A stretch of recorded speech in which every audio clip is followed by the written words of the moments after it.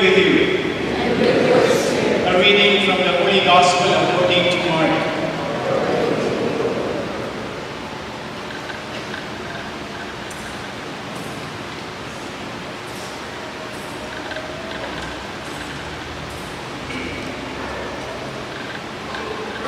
As Jesus was leaving Jericho with his disciples and a sizable crowd, Bartimaeus, a blind man, the son of Timaeus, sat by the roadside begging.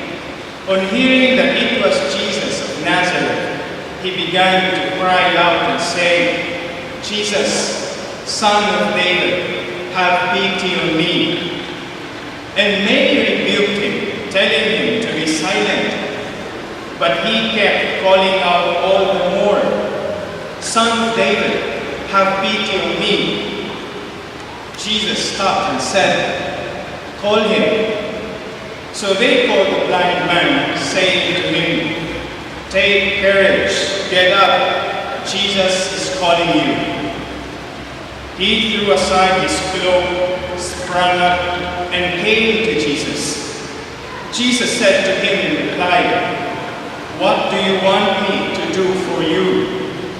The blind man replied to him, "Master, I want to see." Jesus told him, "Go your way, your faith has saved you." Immediately he received his sight and followed him on the way. The Gospel of the Lord.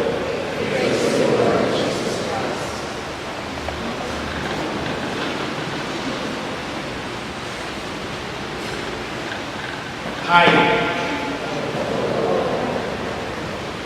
Nana Isario was an old blind woman and a leper.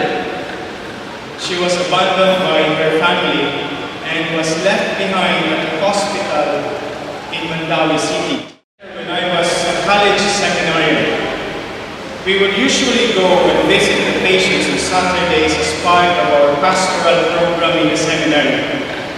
Every time we would enter the ward where Nana Isario was, the atmosphere was different compared to other wards. It was Nana Isario herself who made the ward's atmosphere different. She filled the ward with her joyful voice and laughter. Nana Isario's physical blindness did not prevent her to see God's humor present among the people around her.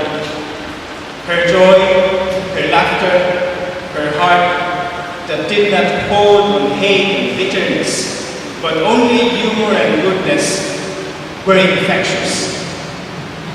Her person was more infectious than any virus in that hospital.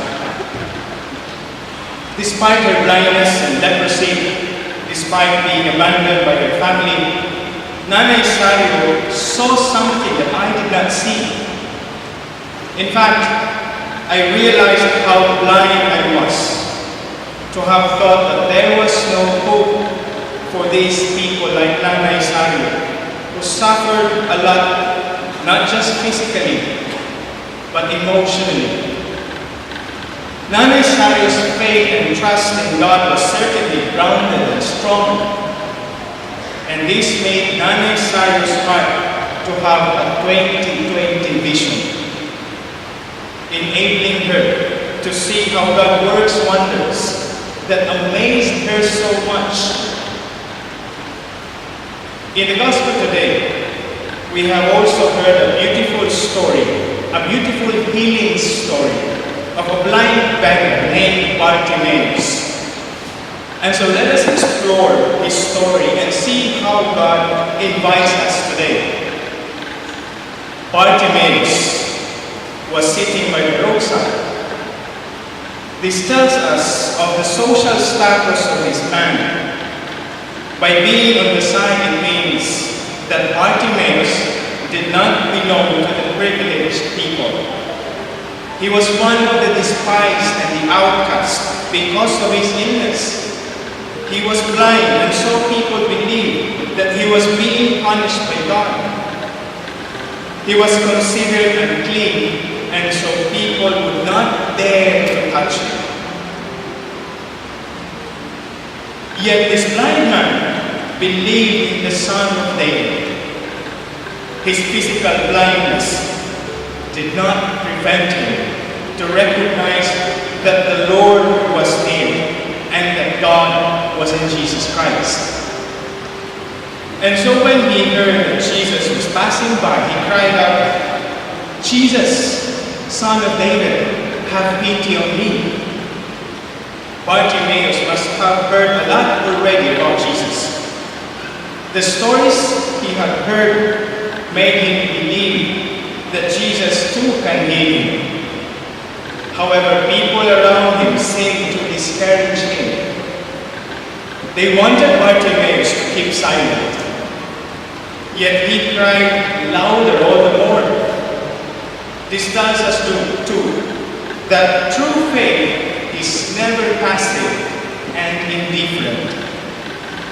Faith is always loud.